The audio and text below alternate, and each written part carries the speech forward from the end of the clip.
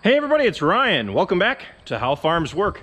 Today we have the RhinoAg PT419H on the back of the 7600.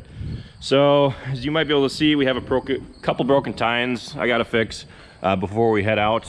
Last night Travis went out and he cut down all of the hay at the main farm, out at my place, as well as down at his place. So I'm going to take the tedder out and ted everything, and right now they're calling for rain in a couple days here, but hopefully we can get by it. It's just kind of been the trend this season with getting hay made. But this is third crop, and it is September already, and I can't believe that time's flying by. Seems like summer just started. In a sense, it actually did. Summer really didn't start for us until July, because June was kind of a mulligan month. So anyway, I'm gonna go ahead and start taking off the tines on the tedder. Some people have asked us why we didn't go with a bigger tedder. I actually had the option to go with a larger one, but for us, the nimbleness of a smaller tedder that can actually ted 2 rows at a time is already multitudes faster than the going through and mowing it anyway. So we can fly pretty quick with this thing, and it is a lighter built unit, but for us it really is like the perfect size. I don't really think that tedders have to be built all that heavy unless you have to be running over thousands of acres every year of hay, and we don't have that many acres that we're running over on a yearly basis. So I'm gonna go ahead and get some tines, take these off and replace them with the new ones, and then I'm going to install the Wheelman Flex in the 7600. Right now the wiring is all pulled back into the cab. I'm gonna remount that, and I'm gonna use the Wheelman to ted hay. Let's get started.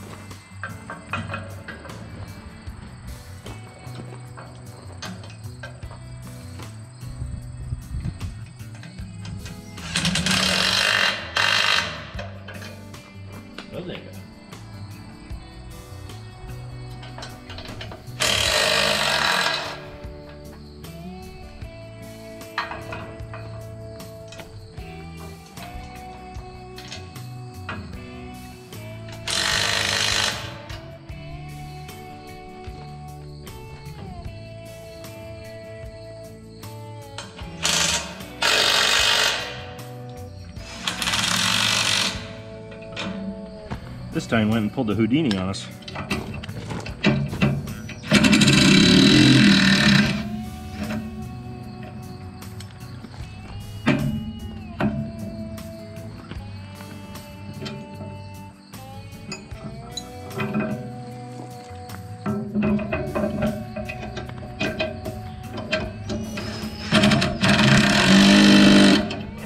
Looks like we need to go and get a few more tines. They haven't been changed in a while, but we've got all the tines on. At least some are missing just one yet, like that one down there, or those two, but it'll still work good.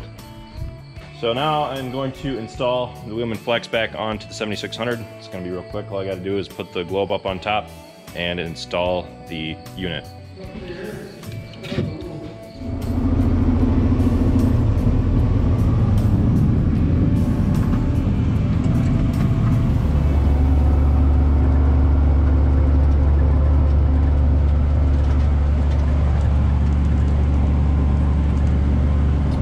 So today I am going to be tedding everything at the main farm, out at my place, and down at Travis's place, including the 40. So just started tedding. Now I'm going to do the outside pass on this field, and then I'm going to set up the Wheelman. Really all I have to do is just set up a line, and I could be doing it right now on my first pass around, but I want to be going back and forth instead of doing a giant circle around the entire thing. So I'm doing the outside pass, and then I'm going to start doing straight back and forth.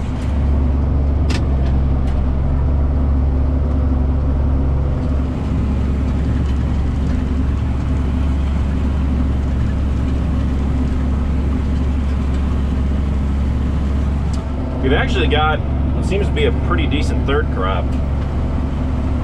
If it doesn't get rained on, it should be pretty good stuff.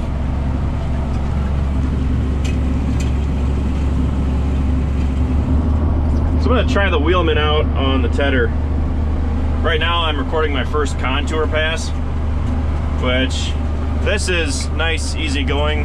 All the rows are nice and straight together, so it shouldn't have too much difficulty staying on the row. The problem is that with the mower, since it's a hydro swing, it sits out so far behind the 7600, and although the tracks may look straight, they're not always evenly spaced depending on how Travis was mowing. He might be using the full width of the mower for a little bit, and then you might have a few feet of overlap where he's not mowing anything. And then what that'll result in rows that aren't always even all the way around. So to try to get on those rows with this can be fairly difficult, but I'm gonna try it. I just finished the first pass, spinning around now. I'm gonna try getting on track.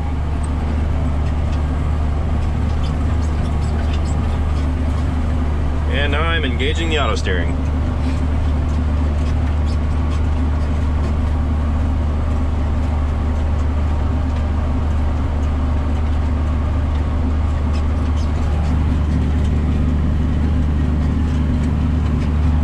So that was our first auto guidance pass. I'm going to spin around and see if she holds true.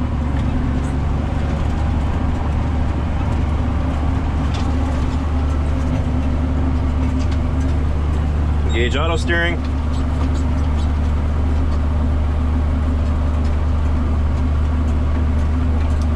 So now we're starting to shift over to the right a little bit too far. And the reason being is because, like I had stated, Travis's passes aren't always perfect. Since the mower swings out so far, the paths aren't always going to be evenly spaced. So with the wheelman, what it's doing is that it's going to be covering every single inch of this field. Now what I could do is one of two things. I could cover the entire field with the tedder and just let it run as it is, which is really not doing a bad job at all. And then run it that way. Or number two, as I go by, I could adjust the way line by nudging it at the start of each pass, which is definitely something that I'm probably going to be doing. That way I can save some time and I can be nudging the way line to where I need it each time. I'm going to nudge the way line 5 inches to the right, and that gets us right back on track. That is the biggest reason that companies put that feature in, is because of tasks where you might not be following the rows consistently, where the row or the windrow might be a little bit off to where it should be if it was consistent.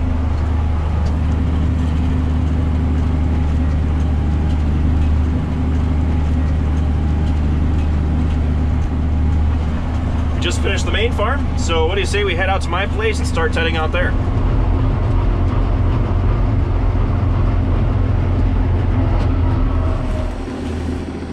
I've got to check this fence line up here, because about this time last year is when I noticed that there were horses in my field. So I haven't checked this in a while. What I'm looking for is hoof prints, large ones. These look like deer. Something smells dead back here.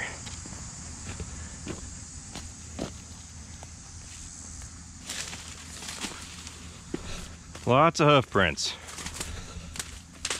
What the heck went on back here?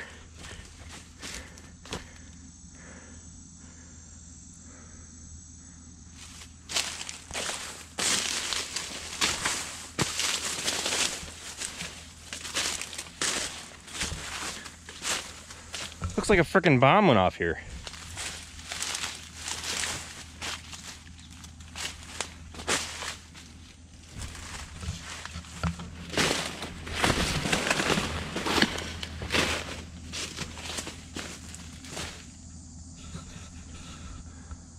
Something's been trudging through my corn again, but I don't see any hoof prints yet. Large ones, that is. Even where over here where the corn's knocked down, I mean, either this was done a while ago or what.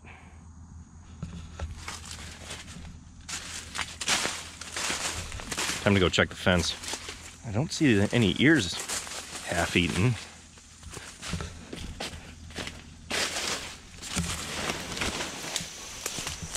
Oh, man. These are some tall weeds.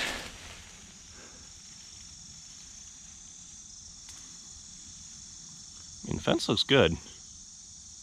I don't see the horses. Hey, guys. So as far as I can tell, the fence looks good. I'm gonna have to do more investigating when I have the time. Yeah. I gotta take a trip around the entire field to see if there's any holes in the fences.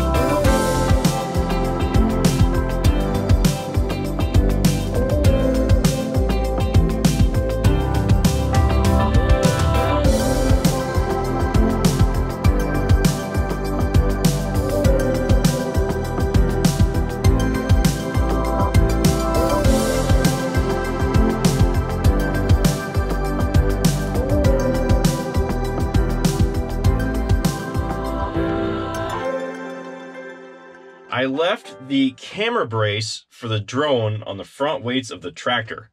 Now that's a smooth ride. It didn't fall off at all. Wow. Anyway, some of you may be wondering why I'm using the 7600 over the 4020, and the reason being is that with the 4020, you have to use the Fosse valve, or fussy valve as I like to call it, because the 4020 only has one SCV on it. So we have that Fosse valve in there that gives us an extra set of SCVs that allows us to run the tedder. Now, the tedder needs 2 sets of SCVs. The thing with the Fosse valve is that with that on there, it seems like there's more play in the system, because when you're trying to control the pitch of the tedder so that you don't run into the ground, it's much more difficult with that Fosse valve on there, because it seems like there's a lot more play in the system and the variance is more than an inch when you try to adjust it. Whereas with the 7600, it seems like the hydraulics are a lot more static, they're a lot more rigid.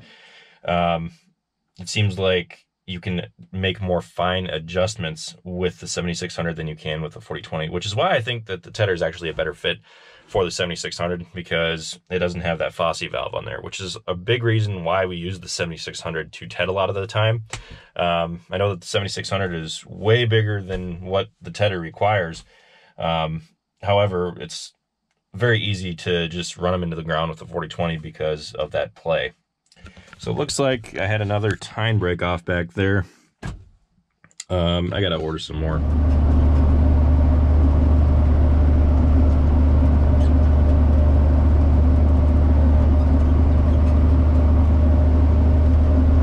Last farm, here we come.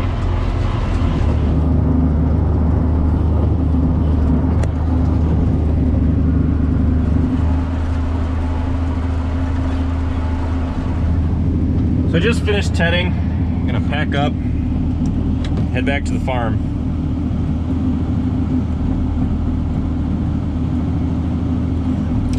Now some of this stuff, I mean, there's another patch right over the fence line there that I didn't even bother doing, just because some of this has already been cut and it hasn't grown back enough to where it's really beneficial for us to ted it. And the stuff that I do ted that is a little bit lighter, especially like shorter grasses, they tend to not cling together very well when you're tedding it. So you either have to run the tedder completely on the ground and catch a bunch of dust, or run it just off the ground, but you don't really get anything. And you don't really get anywhere by doing it anyway. So I just completely omitted that. It's really not thick enough to where there should be really any wet hay over there as is anyway. So we're gonna head back to the farm.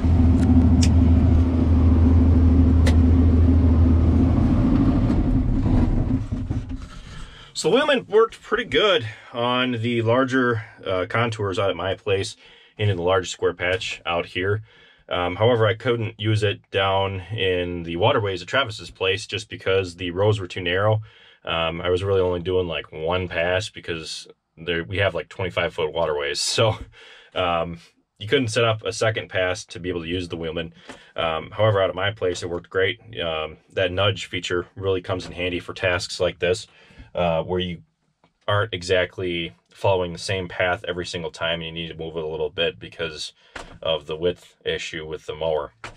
Now, Ag Junction's been around for 30 years and they pioneered auto steering. They have several other brand names such as T-Jet, Hemisphere, and Outback Guidance. And now they finally made the Wheelman, which is an affordable auto steering solution that any farmer can afford.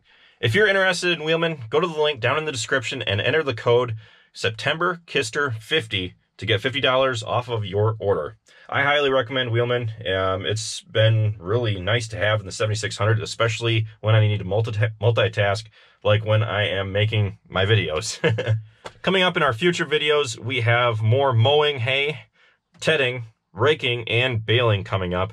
And since we've got the JCB here, it's going to be super nice having that around because we got some more ground that we are going to be cutting here, which we last cut in 2014, I believe it was. And we had just gotten the 8235R, and that was the first summer that we had actually taken the duals off. If you guys are interested in watching that video, I'll be sure to put a link up in the card up here on one of these sides. Feel free to go check it out. But yeah, we're going to be down there again mowing more hay. It's been a wet year. Hopefully it isn't too wet down there to where we get stuck. But it should be a pretty good time. We are going to be making a lot of bales, and that should be solving our hay shortage issue, being as how the summer's been with all of our hay getting rained on. We're going to have an abundance now, which is a great thing. So with that, thanks for watching this video, guys. Be sure to check out all of our other videos. Be sure to like, comment, and subscribe. And be sure to check us out on Facebook, Instagram, Twitter, and Snapchat. All how farms work. And I just want to give a quick thank you to Wheelman for sponsoring this video. With that, I'll see you next time.